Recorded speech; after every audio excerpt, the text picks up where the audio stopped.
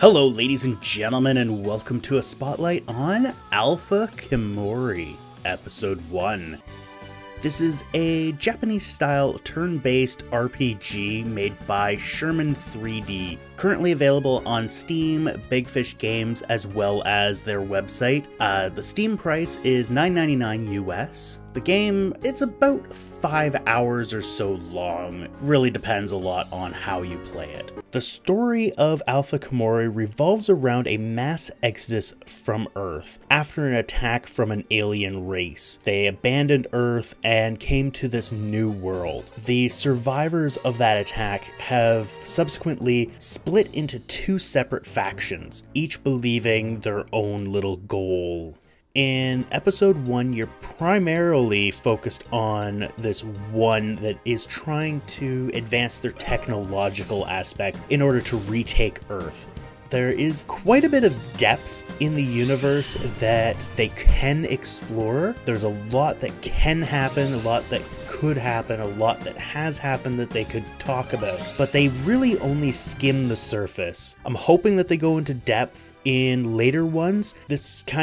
This episode kind of feels more like a elongated introduction series for, say, a longer RPG where you would have kind of that starter zone where you're being introduced to the characters and you're being introduced to the world and the way it works. All of the main characters that you're introduced to so far are all interlinked via a single point in time, where they were all at this point in time and some event happened that helped them become who they are today. There's also a little bit of a love triangle forming. I don't know if triangle is really the right way to describe it. Maybe a love tetrahedron, that might be a bit better. Either way, the story has a lot of potential, but it does feel like they've just kind of skimmed the surface of it, and you're just kind of getting the foamy leftovers. Doesn't sound very good, but it's really, you're just getting a tiny little dabble of what this world and what this universe can hold. I really want to see it expanded. It's given me a bit of a taste for this universe, and I really want to see where it's going. The graphic style kind of reminds me a lot of, say, Secret of Mana or Secret of Evermore, that kind of 16-bit style RPG where they tried to do proper formed people instead of like the super deformed kind of Final Fantasy style characters where it's all torso, head, feet, and hands. It looks really nice. I find that the animations that they've used are really nice. Everything's kind of fluid and flows together. You don't have the foreground characters totally clashing and looking out of place on the background. They all have a very similar style. They all work well together. The battle system's a traditional turn-based battle system where your characters get to go and you input all of your commands. They go, then the enemy turn, and then your turn, and just back and forth until either your party's wiped out or, more likely, the enemy's wiped out. Each character has their own set of skills. Unfortunately, there is not a lot of skills. Each character has between 2 and 4 skills. To be honest, half of them you'll never use. There's a lot of them that just don't really do anything that has any benefit to anyone at any given point in time, at least not that I could see, and there's others that are, well, quite good. Each character has their own ability to heal, which is a nice thing, although not going to be used much. You generally aren't going to be using a lot of healing, because every time you level up, you're 100% healed. Then there's a lot of points in the game where your party is automatically healed, and you can kind of exploit those in certain areas. One thing that I find is kind of a detriment to the game is the lack of AOE attacks.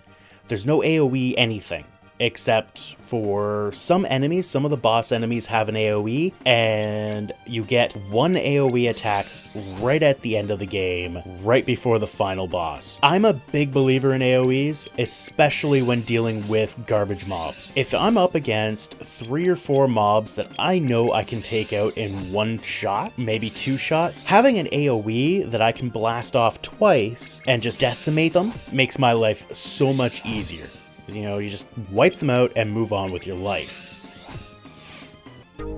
Boss fights are really hard to differentiate between a boss fight and a regular fight. For the most part, it's got a cutscene before it, and it's got a cutscene after it, and you beat the boss, and the cutscene is as if you lost, which is a little weird. The final boss is a huge step up. You've got 4 mobs. You've got 2 garbage mobs, and then 2 boss mobs. Each one of these boss mobs has a fairly devastating AOE that can take out 500 plus of your life. You, for the most part, only have about 2,000 health on each one of your characters. So if they fire them both off in tandem, they've taken off more than half of your life. And then you get the 2 garbage mobs taking out a whole bunch more. These guys have this ability, and they just can keep using it over and over and over again. I've had them cast it on me 4 turns in a row, like each one doing their devastating AOE attack, just decimating me. And that's brutal. It really is brutal. Not bad, but it's brutal. For those of you who have made it this far, at this point I'm just gonna kind of bitch a little bit about the technical issues with Alpha Kimori and really a lot of games that are made with RPG Maker. This seems to be a common theme with them in a lot of cases. RPG Maker has no real concept of resolution. It doesn't have the ability to really scale or grow with proper modern resolutions. It's really kind of trying to shoehorn everything into the old, 240 by 320 box of crap from golden days of RPGs, I guess. The old NES and Super NES, 16-bit, 8-bit RPGs of yore. And it has some interesting quirks. I believe by default, all RPG Maker games try to force themselves into full screen. Honestly, that's the only way you actually can see what's going on from more than 3 inches away. But unfortunately, it doesn't scale. It doesn't do any kind of intelligent scaling. It doesn't do any retarded scaling. It just doesn't do. It just kind of switches resolution and plops it, which is unfortunate because it can do so much more. It really can. What happens when it goes full screen, if you have dual monitors, it pretty much shoves everything onto your second monitor into the far corner and just kind of compresses everything. That's part of Windows' fault, part the program's fault, because it causes it to go so small. It just squishes everything below what a modern system can actually handle. It's funny that modern computers can't go that low anymore. It's just not a thing that they're capable of doing, so it kind of screws itself up. The other issue is when it is in full screen mode, it's stretched, so everything is skewed. If you have a 16:9 or 16:10 widescreen monitor, or are playing this on a TV, it's gonna look skewed. It's gonna be stretched and out of proportion because everything in RPG Maker is designed around a 4:3. There are ways around it. There are some tips and tricks that you can do. I've seen them. They're not easy. You're basically fighting with the engine to get it to do something that it's not designed to do. And unfortunately, it's kind of what a lot of game makers have to do with RPG Maker games.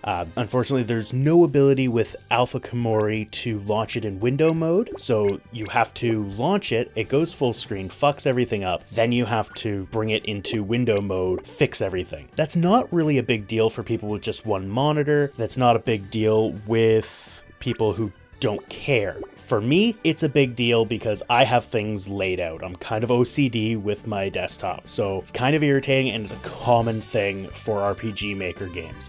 It is not specific to Alpha Kimori. That's why I'm tacking this at the end. It's more of a, I'm just gonna bitch. Another issue is, now I haven't checked it out to see whether it's worse in full screen mode, but at least in window mode, what happens is as you're walking around the world map, it kind of jitters and does a similar thing to what you would see with screen tearing. If any of you play high frame rate games on your mediocre frame rate computers, you've probably seen screen tearing. It's when it refreshes halfway through the monitor refresh and you get basically 2 frames, half and half, and it just kind of looks like part of the screen has torn. that's what I get on RPG Maker games. I don't think it really comes through in the video, but if it does, you'd be able to see it. There's also, like I mentioned before, there's no scaling. Something that RPG Maker itself should do is add the ability to scale. It should be a simple little thing that you just say, set resolution, and it scales it. Everything internally can be rendered at, the 240 by 320, but it should be able to do proper scaling. And if it's in full screen, it should be full screen to the desktop resolution with the black bars on the side if you're not doing widescreen. I don't see any reason why it shouldn't be able to do widescreen. I know Game Maker you can put it into widescreen, Unity you can do widescreen. I get that they're trying to kind of do the old style of RPG, but I love those games and I would love them more if they were widescreen and actually fit a standard system. Bring it up to date with modern technology instead of trying to shoehorn your old tech into our new tech. That's pretty much it. I'm gonna end bitching here. I hope you enjoyed. Thank you all for watching, and we will see you next time. Thanks for watching. If you like this video, please hit that like button down below. You can also follow me on Twitter, follow me on Twitch, or add me to your Google Plus circles. I also have a Patreon campaign going on. Feel free to support me on there if you so desire. And if you want to see more, click that subscribe button.